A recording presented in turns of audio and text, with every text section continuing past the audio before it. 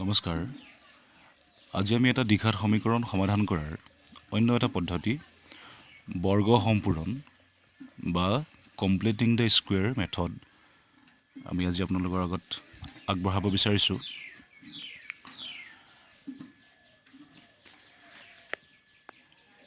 এই পদ্ধতিটোৰ নাম হৈছে বৰ্গ সম্পূৰণ পদ্ধতি বা কমপ্লিটিং দ্য স্কুৱেৰ মেথড।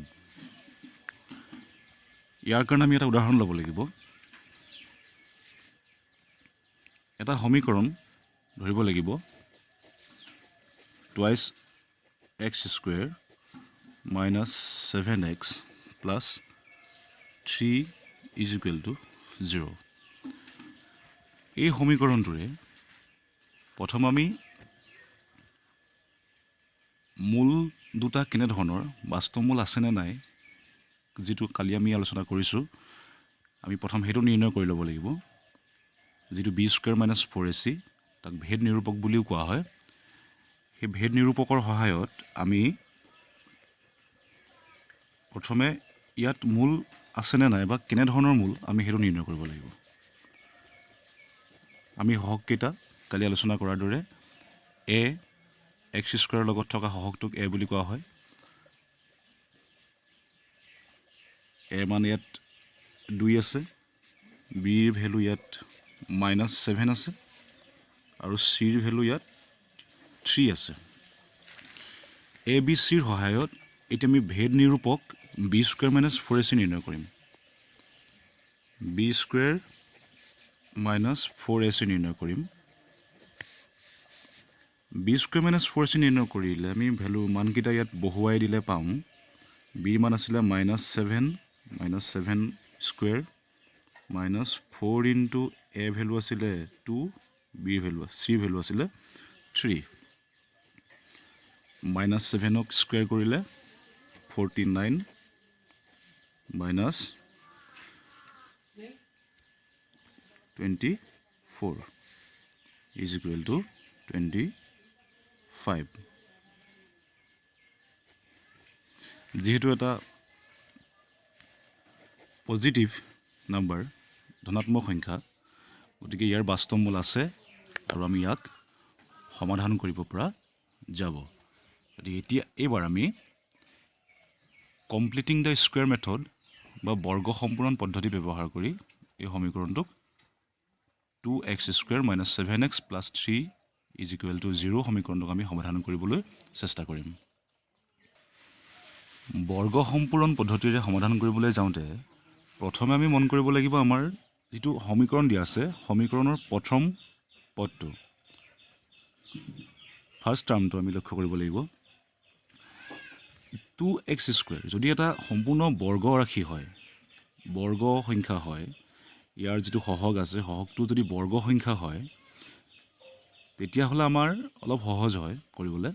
যদি বৰ্গ সংখ্যা নহয়, এতিয়া যিহেতু এক্স স্কুৱেৰৰ লগত 2 আছে, যিটো সহগ আছে, এক্স স্কুৱেৰৰ লগত থকা সহগটো বৰ্গ সংখ্যা নহয়, 2 যিহেতু এটা বৰ্গ সংখ্যা নহয়, গতিকে আমি কি কৰিব লাগিব, আমি হয় এটা 2ৰে সমীকৰণটোক পূৰণ কৰিব লাগিব, অন্যথা সেই 2 এটাৰে গোটেই সমীকৰণটোক হৰণ কৰিব লাগিব।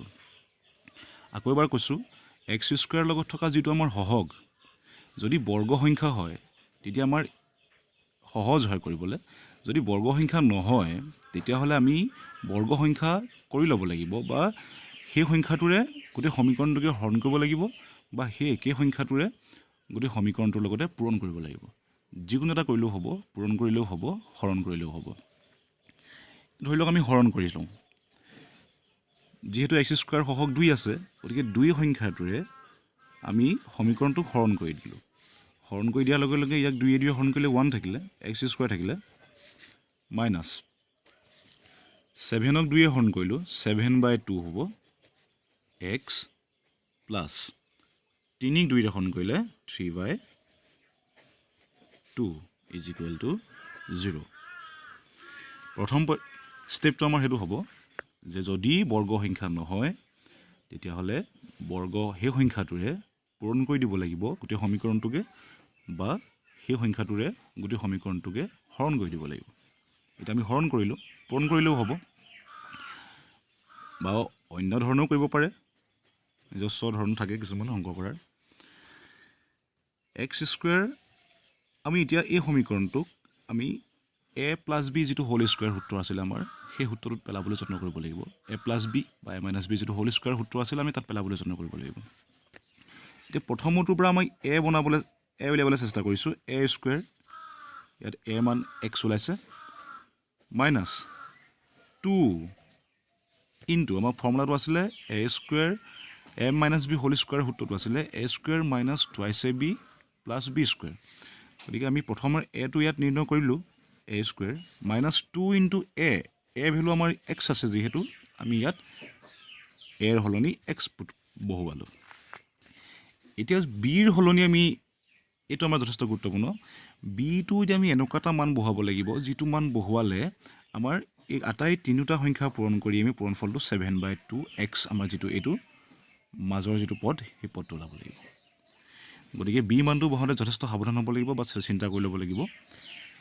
বি মানটো এতিয়া আমি কি দিব লাগিব? বি মানটো আমি নিজে দিব লাগিব। ইয়াত বি মানটো নিজে দিব লাগিব, এনেকুৱা এটা মান দিব লাগিব যিটো মান দিয়াৰ লগে লগে আমাৰ এই তিনিওটা সংখ্যা পূৰণ কৰিলে 7/2x ওলায়। গতিকে আমি দেখিছোঁ যে ইয়াত 2x আমাৰ অলৰেডি আছেই, 2x থকাৰ কাৰণে আমি ইয়াত কি দিলোঁ, আমি 7/4 দিব লাগিব। 7/4 দিলে 2য়ে 4ক কেঞ্চেল কৰিলে 2 থাকিব, 7/2x, অৰ্থাৎ আমাৰ এই মাজৰ পদটো ওলাইছে। এতিয়া আমি এইটো পদ আমি নিজেই দিছোঁ, আমি মাজৰ পদটো উলিয়াবৰ কাৰণে নিজেই দিবলগীয়া হৈছে আমাৰ। এইটোৱে হ'ব আমাৰ বি ভেলু, বিৰ মান a square minus twice a b. এইটো 7/4 যিটো আমাৰ 7/4 আমি নিজেই দিবলগীয়া হ'ল এই মাজৰ পদটো উলিয়াবৰ কাৰণে। এইটোৱে হ'ব আমাৰ বিৰ মান। এতিয়া আমাৰ সূত্ৰটোত পেলাবলৈ যাব হ'লে আমি কি কৰিব লাগিব? A square minus twice a b plus b square কৰিব লাগিব। এতিয়া আমাৰ এইটো সূত্ৰটো পৰিলে a square minus twice a b plus b square. কিন্তু আমাৰ এই 7/4 যিটো আমাৰ পদ এইটো আমি যিটো স্কুৱেৰ কৰিলে 49/16 হ'ব, এই পদটো কিন্তু আমাৰ ওপৰৰ যিটো আমাৰ ৰাশি আছিলে সেই ৰাশিটোত সমীকৰণটোত নাছিলে। আমাৰ তিনিটা পদ আছিলে, এক্স স্কুৱেৰ, এইটো আমাৰ এক্স স্কুৱেৰ ওলাইছে ইয়াৰ পৰা, 7/2x, এইটো আমাৰ এই তিনিটা পূৰণ কৰিলে 7/2x ওলাব। 3/2 আছিলে যিটো আমাৰ এতিয়ালৈকে বৰ্তমান আমি ব্যৱহাৰ কৰা নাই। 7/4 যিটো আমি স্কুৱেৰ ব্যৱহাৰ কৰিলোঁ সূত্ৰটোৰ কাৰণে, সূত্ৰটোত পেলাবৰ কাৰণে যিটো আমি 7/4 স্কুৱেৰ ব্যৱহাৰ কৰিলোঁ, বিৰ মান ব্যৱহাৰ কৰিলোঁ, সেই মানটো আমাৰ ওপৰৰ যিটো আমাৰ প্ৰদত্ত সমীকৰণ সেই সমীকৰণটোত নাই, নথকা এটা ৰাশি আমি আমাৰ সুবিধাৰ কাৰণে ব্যৱহাৰ কৰিছোঁ। গতিকে সেই ৰাশিটোক আমি দিলে লগে লগে আমি আকৌ কি কৰি দিব লাগিব? মাইনাছ কৰি দিব লাগিব ইয়াৰ পৰা। তেতিয়া মানে কি হ'ব, এইটো আমি নিজৰ সুবিধাৰ কাৰণে দি লৈছোঁ, গতিকে এইটো মাইনাছ কৰি দিয়াৰ লগে লগে কি হ'ব? ইয়াৰ ভেলুটো নাই, অৰ্থাৎ আমি এইটো 7/4 স্কুৱেৰ দুইটা কেঞ্চেল কৰিলে আকৌ আমাৰ আগৰ যিটো প্ৰদত্ত সমীকৰণ আছিলে তাত যিহেতু ইয়াৰ এইটো 7/4 মানটো নাই, গতিকে এতিয়া এইটো নথকাই বুজাব। কিন্তু আমি এই পৰ্যায়ৰ পৰা ইয়াৰলৈকে আমি এইটো সমীকৰণটো সূত্ৰটোত পেলাবৰ কাৰণে আমি 7/4 আমি ব্যৱহাৰ কৰিছিলোঁ।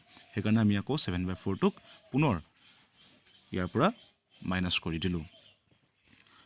আৰু এটা সংখ্যা এতিয়ালৈকে আমাৰ ব্যৱহাৰ হোৱাই নাই, 3/2টো, গতিকে সেইটো ৰাখি দিলোঁ আমি 3/2 = 0।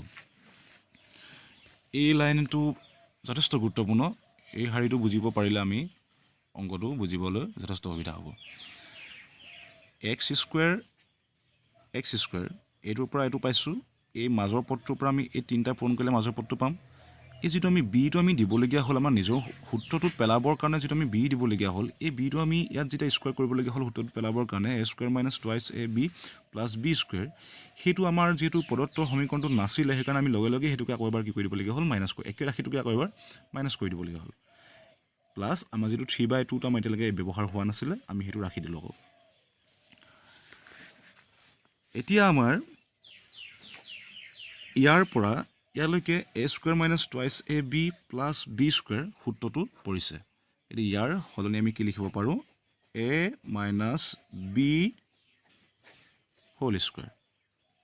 এইটো টুৱাইছ এ বি আগত থকা চিনটোৰ ওপৰত নিৰ্ভৰ কৰে। টুৱাইছ এ বি আগৰ চিনটো যদি মাইনাছ হয় মাইনাছ সূত্ৰটো আহিব, টুৱাইছ এ বি আগৰ চিনটো প্লাছ হ'লে প্লাছৰ সূত্ৰটো আহিব। এ মাইনাছ বি হোল স্কুৱেৰ হ'ল।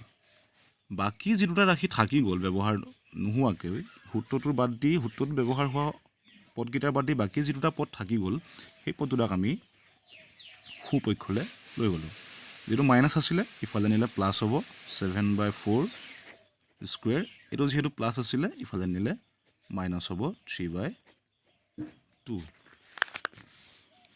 এতিয়া